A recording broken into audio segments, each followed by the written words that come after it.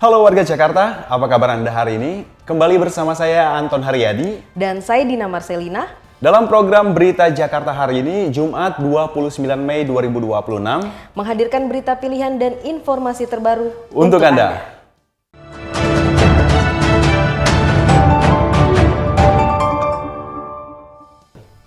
Dina, Ya Anton, gimana nih perayaan Idul Adha kemarin? yang pastinya perayaan Idul Adha kemarin saya merayakan bersama keluarga tercinta dong. Kalau Anton sendiri gimana nih? Saya di Jakarta aja nih, dan gak kalah seru loh bisa berbagi bersama saudara-saudara kita. Dan betul banget nih, apalagi Pemprov DKI Jakarta telah menyiapkan upaya agar Lebaran Idul Adha di Jakarta berjalan dengan lancar.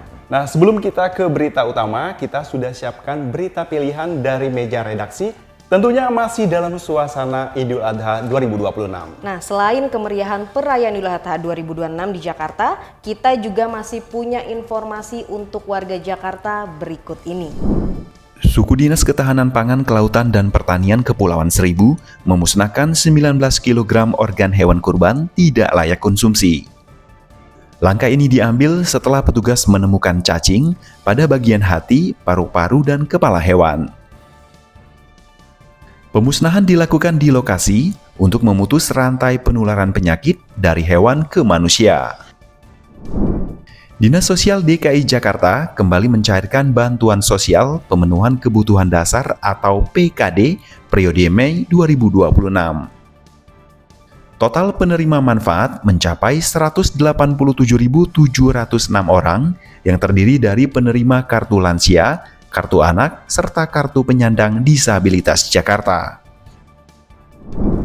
Memperingati Hari Lanjut Usia, PT Transjakarta mengajak 80 lansia menikmati sore ibu kota menggunakan bus wisata terbuka Jakarta Skyline.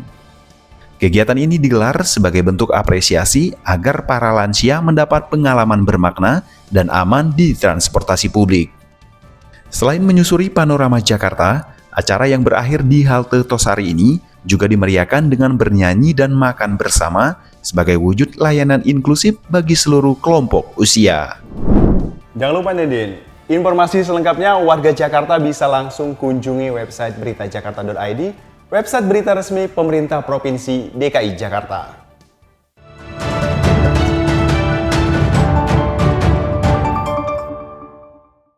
Kita beralih ke berita pertama, berita Jakarta hari ini.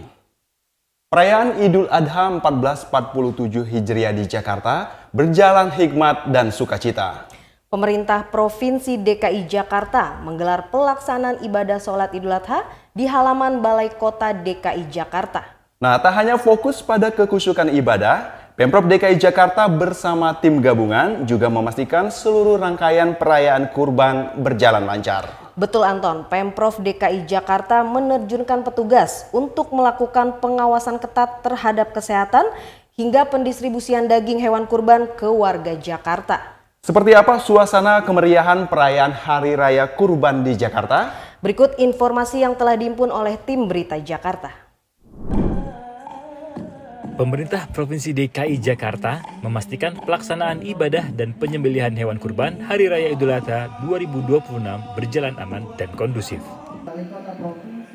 Hal ini disampaikan oleh Wakil Gubernur DKI Jakarta Rano Karno usai mengikuti salat Idul Adha di halaman Balai Kota Jakarta. Menurut Rano, tahun ini pemerintah Provinsi DKI Jakarta mendistribusikan 210 ekor sapi dan 10 ekor kambing kepada warga. Jumlah ini meningkat dari tahun sebelumnya yang hanya 153 ekor sapi. Tidak hanya itu, untuk memberikan keamanan dalam mengkonsumsi daging hewan kurban, sebanyak 744 petugas pemeriksa kesehatan hewan dan daging dikerahkan. Mereka disebar ke 492 lokasi yang berada di 5 wilayah kota dan Kepulauan Seribu. Kemarin makanya kita lepas tim penyembelih dan juga pemeriksa. Pada dasarnya yang namanya penyembelihan itu secara tradisi mereka sudah paham. Jadi bahasanya nggak perlu diajarin lagi. Jadi saya yakin akan berjalan lancar. Secara keseluruhan, terdapat sekitar 68.000 hewan kurban di wilayah DKI Jakarta. Petugas kesehatan akan menindak tegas dan memusnahkan daging kurban yang tidak memenuhi syarat kesehatan. Usai menunaikan sholat Idul Adha, Rano langsung mengunjungi dan menyerahkan langsung sapi kurban kepada warga di beberapa wilayah. Rano berharap makna Idul Adha dengan berkurban dan berbagi dapat memberikan dampak positif bagi kesejahteraan warga Jakarta. Tim Berita Jakarta melaporkan. Kita beralih ke berita selanjutnya. Petugas gabungan pemerintah Kota Jakarta Pusat membongkar paksa tower ilegal di kawasan Tanah Abang. Pembongkaran dipimpin langsung Wali Kota Jakarta Pusat, Arifin, yang hadir bersama petugas gabungan dan alat berat lengkap. Langkah tegas ini diambil sebagai bagian penataan kawasan di sepanjang Jalan Kebon Kacang 30. Bukan cuma tegas, tapi tidak ada kompromi bagi pelanggaran, terutama menyangkut fasilitas publik. Pembongkaran tiang mikrosel setinggi 16 meter di bantaran Kali Cideng ini terpaksa dilakukan oleh petugas dengan mengerahkan alat berat kren milik Dinas Bina Marga DKI Jakarta. Wali Kota Jakarta Pusat Arifin menegaskan, tindakan tegas ini diambil karena pihak pemilik tower dinilai tidak kooperatif meskipun pihaknya telah melayangkan surat peringatan secara bertahap.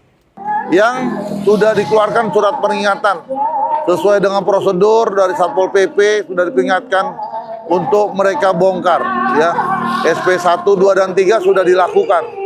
Tapi rupanya sampai saatnya tadi dibongkar, pemiliknya tidak pernah diketahui siapa pemiliknya. Ya, oleh karenanya maka dilakukan pembongkaran secara paksa. Kawasan yang sebelumnya banyak disalahgunakan untuk lapak pedagang kaki lima dan parkir liar ini selanjutnya akan dihijaukan dengan penanaman pohon tabebuya agar terlihat lebih asri dan indah. Guna mengantisipasi pedagang kembali berjualan di atas fasilitas umum, Pemkot Jakarta Pusat juga akan terus membangun pagar besi di areal taman di sepanjang bantaran Kali Cideng. Tim Berita Jakarta melaporkan.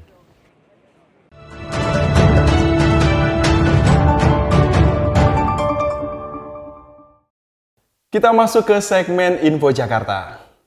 Dina, Iya Anton? udah punya rencana akhir pekan ini bareng keluarga? Kayaknya sih mau ngajak jalan-jalan keluarga ke Monas nih. Udah lama banget soalnya nggak ke Monas. Ada yang menarik gak sih di Monas? Nah, pas banget nih, Din. Sekarang bisa nikmati pesona malam di Monas dengan pertunjukan air merancur dan gratis loh. Wah seru banget tuh. Adanya jam berapa aja ya? Nah, untuk jadwal air mancur menari Monas bisa disaksikan hari Jumat, Sabtu, dan Minggu. Dan ini bisa jadi rekomendasi juga nih buat warga Jakarta yang ingin menikmati akhir pekan bersama keluarga, sahabat, dan juga orang-orang tersayang.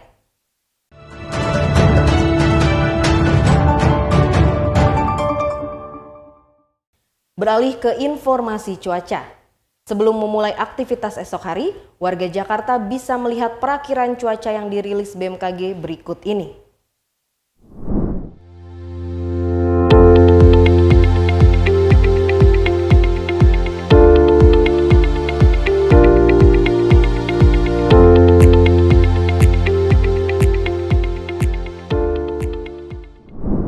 Warga Jakarta diminta waspada terhadap perubahan cuaca.